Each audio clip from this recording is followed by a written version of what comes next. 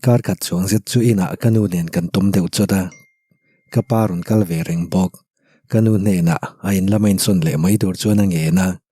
ma se kanu e roi na lo nial tlat thung a khat tokin kapa chuan a soi ri le zeu thina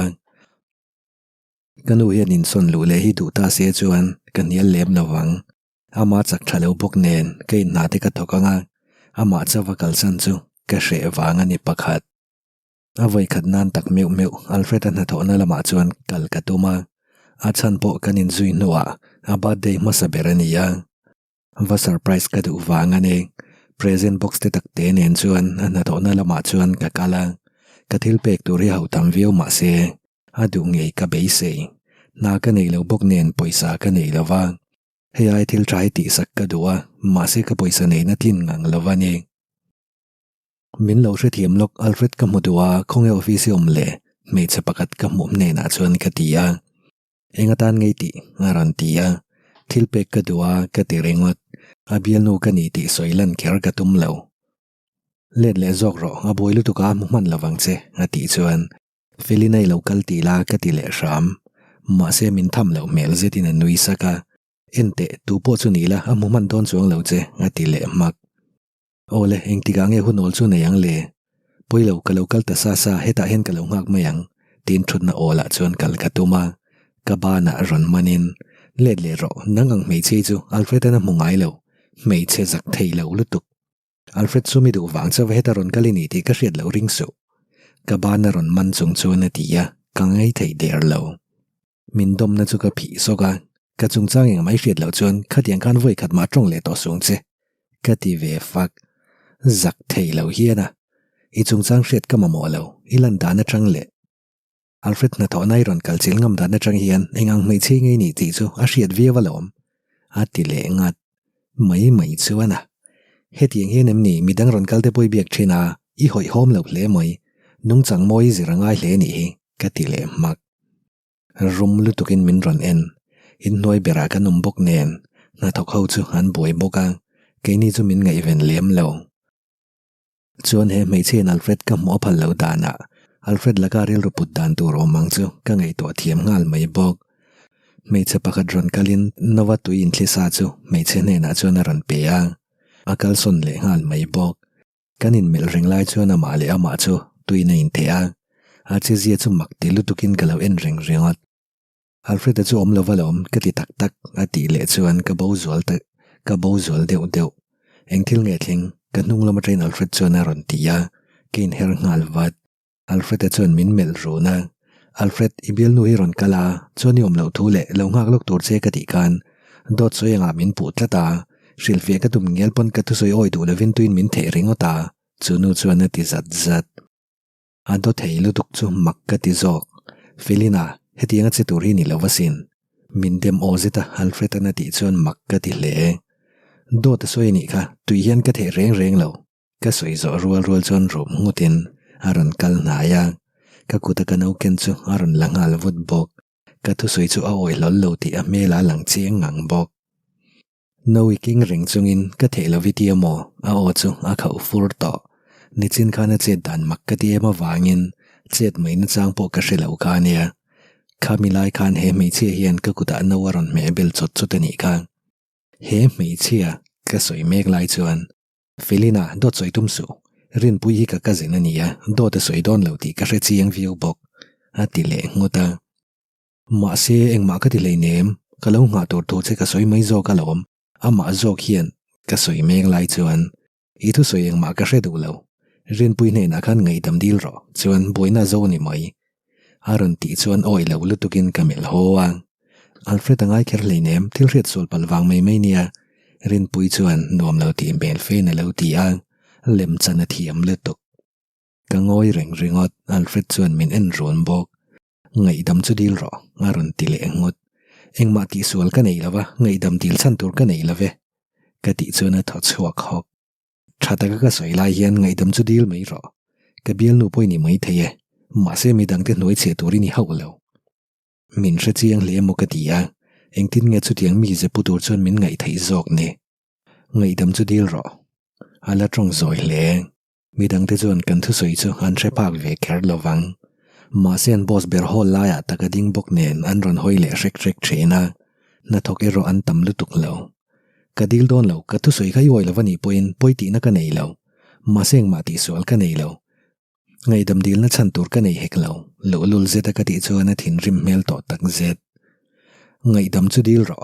a vin deuh thoda ka phungal zok bok anua mei cheding nui sak po chu ka mo mai ho lo na to khau chuan kan lam chu han ron hoi thup to a ka zak tak zet ka wai khat kal na hetiang thili ka tong ang ti ka ring palo tlom kein ti le bok hetiang thili thleng don ti hreila chu helai hmuna hian ka kal ho lawang ka kal chu kein chhir tak zet bok engma ti sol ka nei lo ka ti mol chu engwai nge ka tu soi ngai thlalawa kha me che tu soi chi kha ngei thla ka ril ron na zet chuan ka tia ka mit tui chu a nai kwar to ka soi to kha rin pui hi ka nawani dot min ril don lo ti ka chiang ka nui ta hak ka ril run adwanga nui ka ni ma zok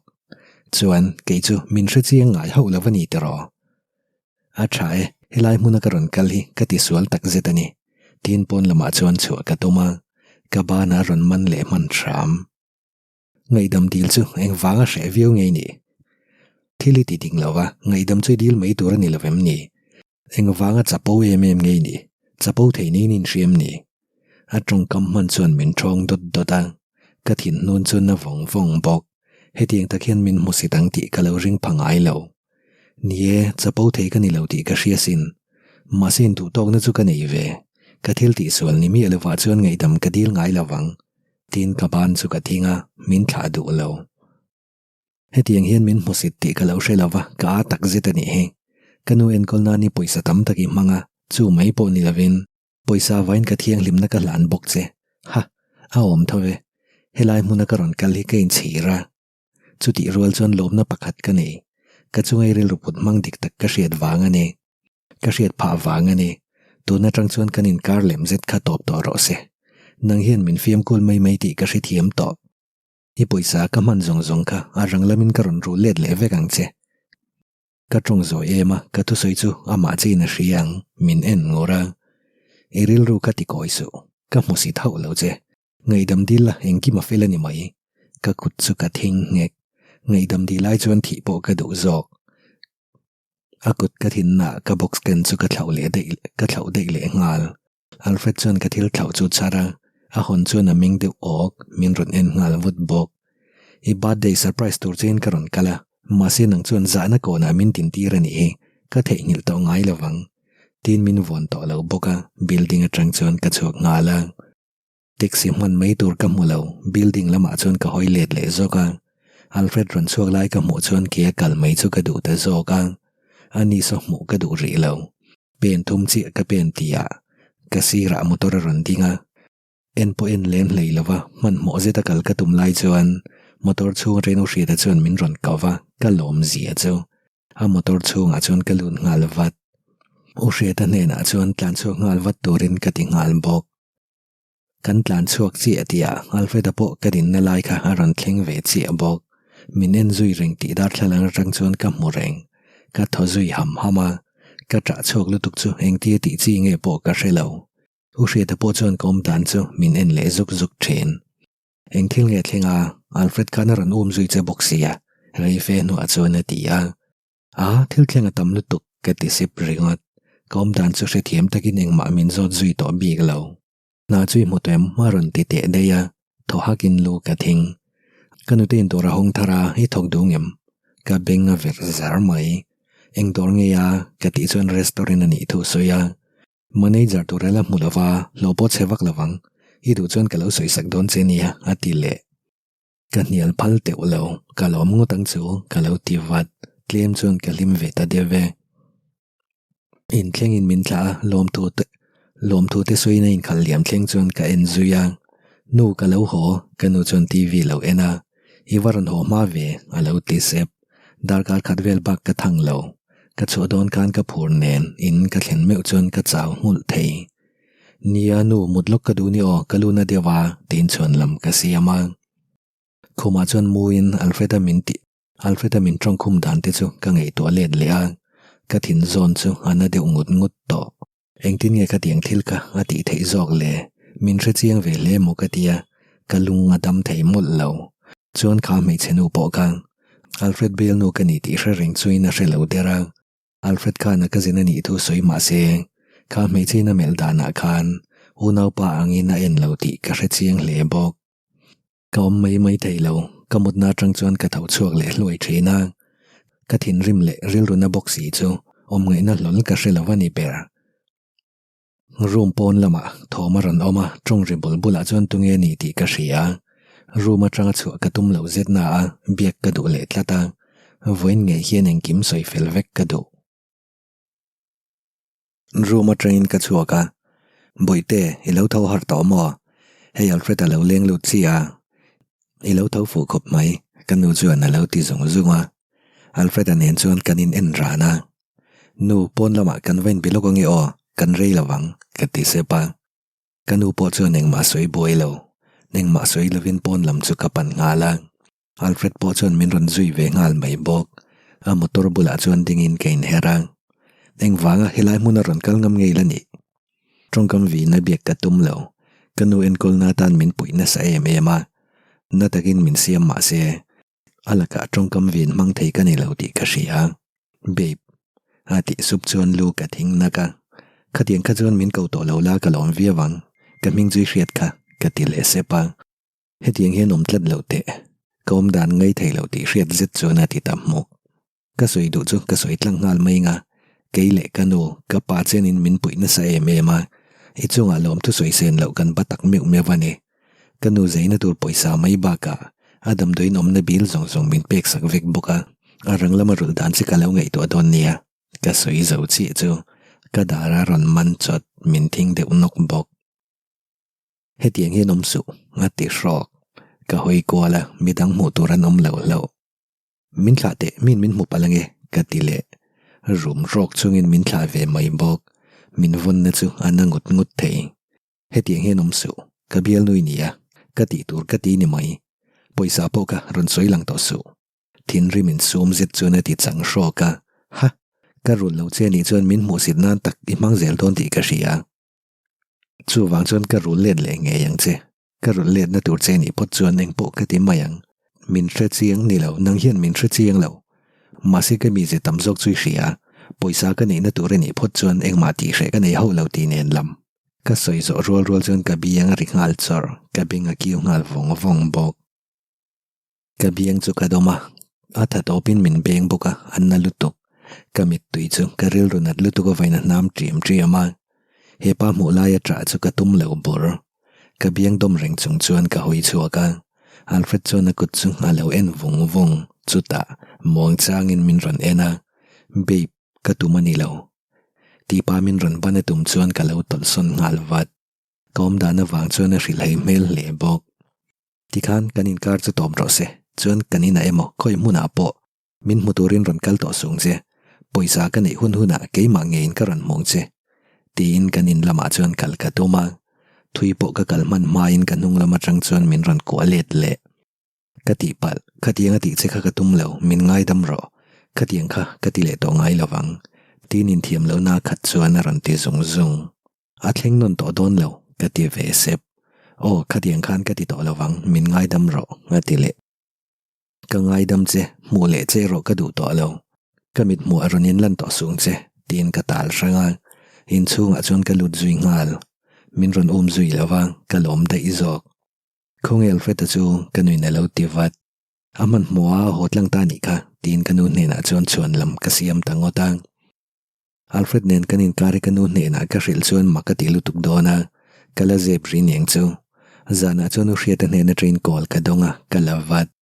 kanu te chu ka betwa naktu ka adora chuan kal turina du chia i manange maran tia te reng mai dareng zat velange ka kalang ka tingal zunga chomala mai man chuan kala taka aum na kala hril lo che tina nu te restaurant na chu min hril le zunga zing dar som vela chuan ina train ka chuaka u hriata nu te nu moni restaurant ka thlen chuan a chunga kaluta nangma hiam ni hriata soi ka nu lian vak lo ina lo ti chuan u hriata nu te ni ti ka hre thiam ngal mai o felinai kania ka ti sep chuan ngei na tom zetina nui ngal sanga local ro hriata soidana khan heta thoktur heta thok turin ka du ngal chia zinga indar so ma kan honga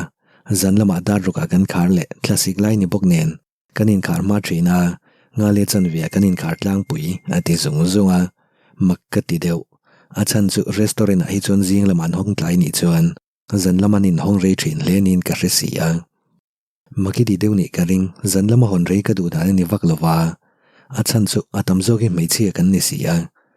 vengla takta ka tanga ron kalte kan ni om hlom bok nen antan chon zan rei lu tuga na tho he thain ka shelawa in hong rei la chu lok po kan lok zok nge yanga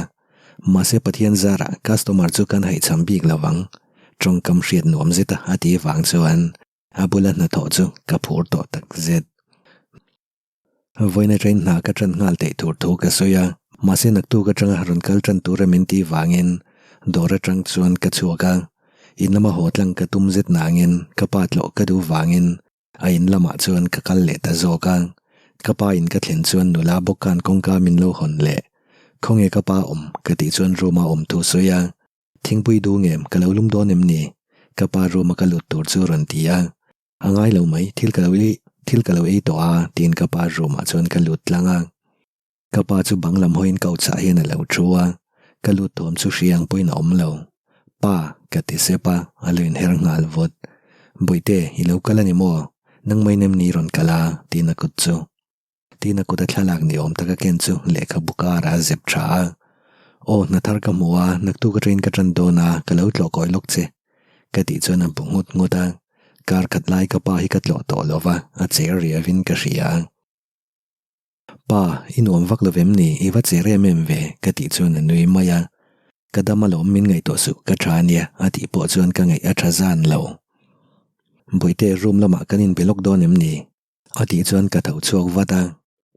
hei hi pek che ka du ni ati chuan makti zetin ka en cheki do ka na lo oma pa ka ti sep ringot inu en kol na poisa ka alfred na tumti khalo ria ibel pa mani se rolet le nge ya tha ke man ka pe ni chuan la du don si lova nang mani lo pe mai don nia inu en kol na sum chu ke ma nge in tum ka du ni ati chuan nial ka tum lo ka be ka chuan chek chu ka da tha voina chuan poisa ka la chuak ngal thei don lo nak to ka nakal pa in ka la chuak to mai ning chu che ka pek ka du hau lo chuan ka sual thiam chu in ka poisa nei dan po chu hril ka tum lo bok min ngai cheta sa che theyang berin min ngai lo ro se ka pa ru ma ka nom lai chuan pon lama trong thoma ron omang kong ka lam ka hoi wat ka pa ero makti mel po pu chuang lo pa ka ti sepa enga ma ngai du su ati ngut chuti rol chon kong ka ron in hong zau nga la kan ram hoi pitar chu ron lu zui ngal bok min mu chuan a ding deuh chota nangkha enge hetai ti aron ti fak i mong hian ka panin kanin bia ka lo ti ve mak mei che zak thei lo lutuk helai mun ai neng wang ron kal ngei ni zak mi elwem ni ati chuan kan nui hak min huat mel zetin min en ran thung ka pa ina ka kala enge ka zawak na tur i pa mo fanuang poinen ngai lo che ti hriat kha ne tuin ti lutuk chuan a ti le lal ram ngak ka pa chuan a lo ti hrok dot ka soyem ni ani hi fanuang in ngai la khang kum chung zong kha ni ngai tha mai hau lawang ka pa chu ngoi ta reng hom dana chuan kum liam ta te ngei to let ni om takin a ngoi zui wang bok ngoi makro ifin phakar lu to ko wang le eril ru chiat lu tuk wanga kan chunga thil thleng te kha zana nei mi lovin ila soinga mamo eng thil po lo thleng ro se tu na chuan i thil ti te khan kan pa fain kara ti chiat phak lo zi chu i mu chian to hi ka pa ina hian ron kal photo su helai muni ron kal hian in ti mol po mai taka kanu nen kanin son lu trep to ka ti chuan a meng phar kok mai eng thil mo tu na khani soya awa po chuan makati zia lang chiang ngang bok kanu nen heina hian kanin son lut le to don ka ti ni chu ka thu soya wang chuan ka pa point min en de ho ha min bum tum tu su heina hian inu khan in son du to don hau lo ti ka ria nui hak chungina ti le i hre su le ni chu tu na tang rei lo te kanin son lut thoi don ka ti le maka shem muna kal ro in lim ngai chuang lawang ti na chuak nal buite engei soyom zia kha inu chuan hetaron in son lu duem ni ka pa chuan beiseina bit meng nen min lo ena ka shelo ma se ril ru min ka lo tumang kanu hi lam mangai ti ka ria chu tiang bokin kanu pon ala thei ngel bing lo che ke ti sep sepa thil thabera ni em ti ero ka she hau lo thung soi sep kan kai nge yang ka pa yen na sa takin kanu nen shriam min lo tor tir to poni ma na ma se chu wang ro chon kanu nen in mangai ring chunga anom ran hi tha ka ti lo an nun chan ve don chu anom rang to chu wang chon liman phu ve to ane ani pa ka kal potang o kanu ne na chon eng ma ka soi kanu ne na eng ma ka soi box si lawa min lo ngai to to ang ka ti chon pon thlenga min thla tur tu so in kanin zui chuaka kanin chunga ka lu chon ka ding deu chota Alfred chu kan tru thlenga lo thu ru na ni chu boite varei ve eng ma min ron rel box si lawa in a dil te chu nge an kanu chon na lo ti zung zunga nak tu ka ren zom turin min tia ka lo ti ve sep ru ma chon ka lut lang nga la hetaron kal to lo turin ka ril chiang le sia eng vai ne ka tu soi chu a oi du mi lo mai le ru ma tang chuan chu mai lovin khuma chuan ka thua a mel so ka mo pe thlot lawani buite in thlak zo chuan run chuak wat la thinom te na ka kalangai nia kanu chuan a ron ti lang langa ru ma tom reng thei po ni to lo phur lo zetin ru ma tang chuan ka chuaka ti kan loin kom ro buite choina ne la ma bok nen thinom no kan run leng ro min ti renga ka walang ve zo ka nge o ti ni na tang chuan a chuak zui nga la ka soi chiang tok to viavin ka ria thu thlenga po thu lovin Alfred chu ka mel rana ngun takin min lo en ve bok ho vat ro ka mu pe lo che nia ka ti le laka khoyang e na chui tho don ka thu soi relo ang mak chuan a ron ti ka ner sok ka van shil om lo tak I riat ve chu lo ka ti le mak a tho chuak ngal ro ka babe thadevin in betiang a ti ngut chuan rum zetin ka ena biak che po ka pe lo chuak vat ro ka ti le mak ka ne na ron thok ro a ron ti le chuan ka en kok eng tin nge ne na thok turin min la som ngam zog ni I du to ve to em lovim ni I bula ka tho tu ring mo kha tiang kho ba za na ma chon to nuwa po I la du to lo che vem ni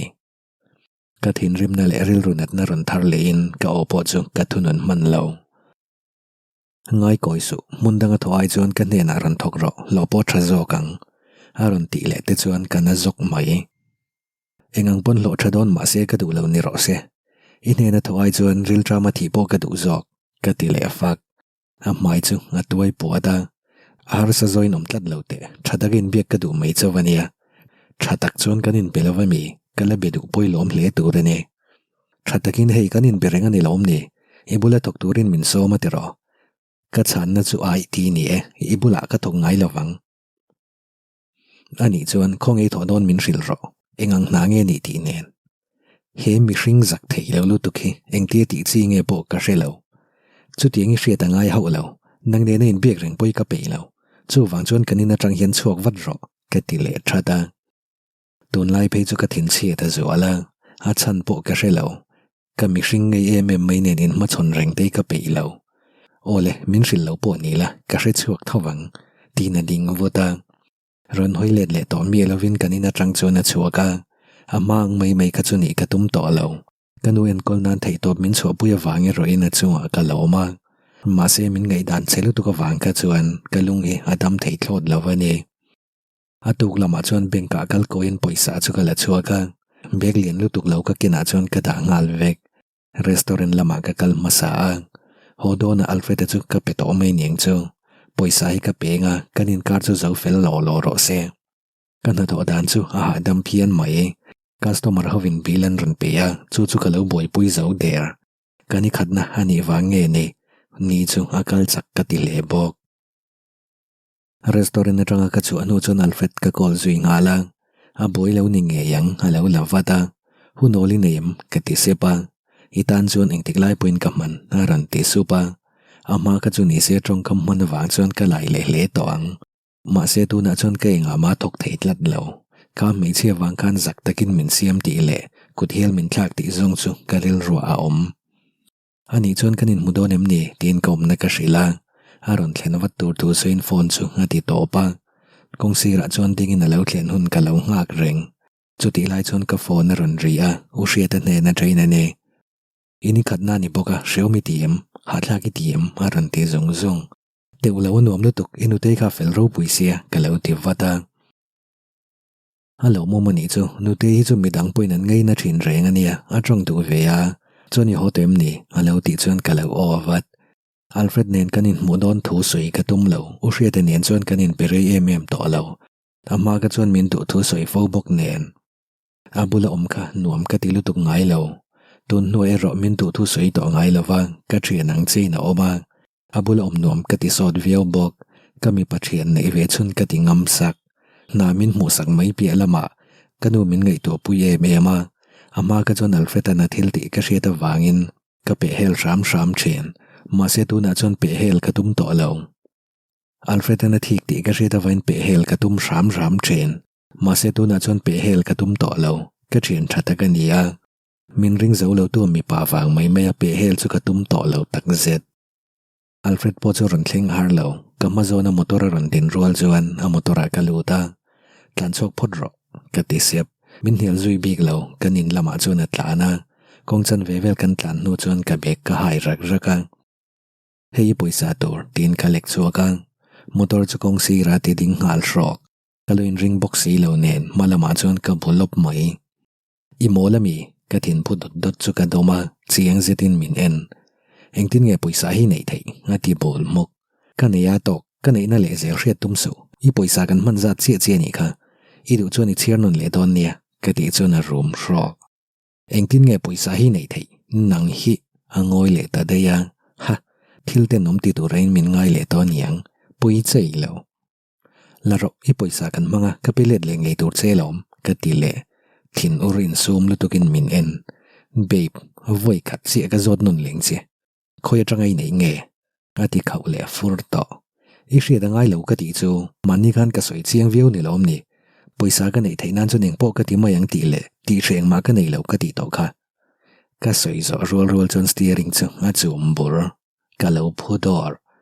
an nang hian eng thil chi angai ti hrepa eng tin nge poisa hi nei thei tu ne na train nge poisa hi nei tin min ron bana alama chon min pot na in ka dara chuan a ron chela min von na chu a ngit ma bok chu chui hriat ve ngai lo ka ti ka I poisa kan manga lamei ro soi boi tu reng ma om lo thadakin poisa hi la la kanin mu to lo ram ka be sei bok ka ti le faka khoi train nge poisa hi nei ka ti lom a ti le thot kein sum thei to big lo chu ta chon lo boi su ka taksa mangyan poisa ka lo choi ring ani lom ni irin nang che chu ni ngai theyang lom jok ta che I poisa te ka ru le che hei hi la la ka mai ron in lan to ngai song che ka soi zo rol chu na nui hok chiang vitamin en in poisa bek chu thlang lama vom thlata de ni chu a che dan in min thon e ma wang chuan kaming ko ka chet mai na chang po ka hrelo eng thil nge moi ti le ka ti tuara I mung kha ni mai chuan kha poisa kha ka ma mo ho lo bok a ti ngu chuan ka ngei le ama mo lo ti chu ka hre ve bok a man sen lo va nei ma se poisa kan man sak miowa pek le chu ka ti tu ra ni motor atanga chua ka tum chu hre lo kang mai in kong ka chu a lok ngal mi bok motor chu start in atlan chuak zui nga la ding ro poisa kha ka ti ba nok ka pe to char le tum na ka nei lo chuan kha poisa kha ka mo hrep lo bok tin atlan sak zual sau ding ro thin remin motor a khal bok nen kan che sual mayang ti ka hlawa ne ding ro ka ti chu kalu te chu a hai moi to kalua ka chuak ut bok tinge I lavem ni nui hok chuin ron ti ni chu ding vad ro kalua ka chuak to lutuk min ron en vuta kom dana ding lo ti hrein break a rapa kan din don chu na ri rok bok kong khar chu ka ban roka lok chu lo phel ve chi a bok kong si ra chuan thu in ka wak zui thata eng ma lok chu tur pe chu ka nei lo kom dan hi ding lo ka ni ngula ka zui em bok thil kai thei lo bok nen ka taksa chu a chak lo zual bokin ka ria tlema ka zia deuh nu chuan ka ding chuaka kein her rolin ka nung loka lo ding run nen kanin mel si amai minen chik ngang bok motor lama bok chuan ka kal le a rolin ho ka tum to lo eng thil ngei ti kha ka bek la chuaka kal mai ka tum chuan ka kutaran vuana min thla vat ro ke main ka ho thei ibula kom pe to lo ka ti faka ma se min thla chu tum chuang lo amak min thla te kaning ani o ka ti le lak ka rolin ho ro nga ti le sup hain thiam lo devin ka ria ha he pa hi hain thiam lo ho lawang I ruala ho ai chuan e ke ho po ka thlang zok khazet chuan ka tia min tharo ka ti chu min khoi to reng su chuan ni laka ba kan nei to lo o poisa ka pe mala I du thu nge ya pe ni ya ka boina tura om lo tikhan ka ba ka rul fel to eng main zum na kan nei to lo tin nge yom zitin kan do ya nang hi ka kal hlatir don reng lo che ati chum mok tham lo lu tukin ka lo nui min ring mi lo tu bula om rengai chuan mo thi po ka thlang zok iu nau nu do he zet nen kan rem hun akal ro au nau nu ka ngei bok nen chuan ka soi lang kher ngoi ro chuan khatiang thu ka soi to ngai sung che ka mit ngen thil khen tan ka mu ve nang ma nge hian tuini the ni lom ni chuti chung chuan phat boila tu ma mo ha a ngai te tin min la ring chet luang zele a poi chei lo ani hne na henin soi fe ka tum to lo engang punin soi fe tum mai la a oi to don chuang lo ke ai chuan kha mi che do thei zet kha a oi zo ga ni lom ni the po ni la a phu tok chi ka ti ve ta sak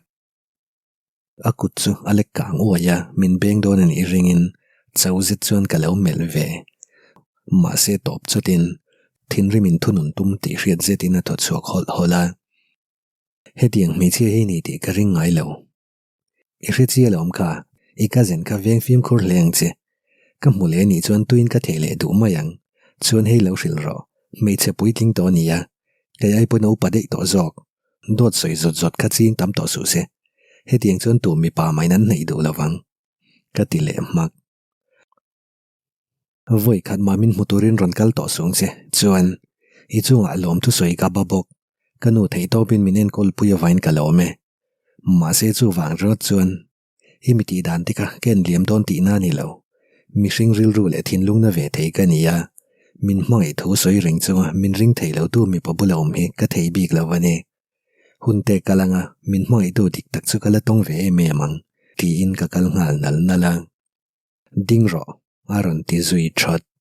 ka pen lai ka top chot bok nang hian min hmangai ve ngai mi lovem ni ati chuan kein herlet le re ya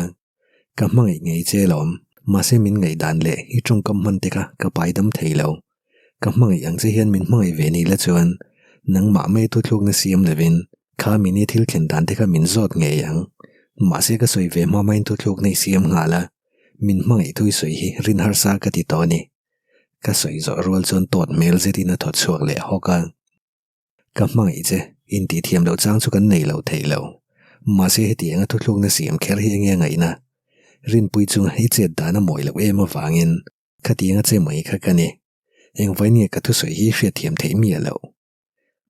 lu ka thing nok min tiang chi khan ke hian in chunga khan ti ve tai la eng tin nge yomang I trong kam manang khan man kum cheila kom da nang chi hi niom ve ang chu ke ai ni hre chiang zok bok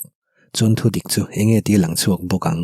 kha mini thil ken dan te ka ke chon soi le ka tum to lo ka bat poni hek lo thu dik ero hi hriat cho huna ka ne na ngei dam ron dil tum sung che ke chu hi mi trong khum dan le hi mi ti dan te ka hre kum khuwa to ang ka ti le ngata ka kal le chon min au zui to bik lo ka lom te zok bok kanin nom na hala to lo boka kia kal ka du zok ka soi ka ti tak bok ka kal thui lu tu kem ti chu ka ngei to a ma se ka ril ru na ve e mane atna tho na hmuna ama surprise tu min ka kala ma se kha tiang ta ka mol pau khan min chua chapa trong kam na takin min trong kum bokani kha thu dik hriat masak tum lova engkim ka mot lak tir ve ka wang khan kalung he adam thei thlot lo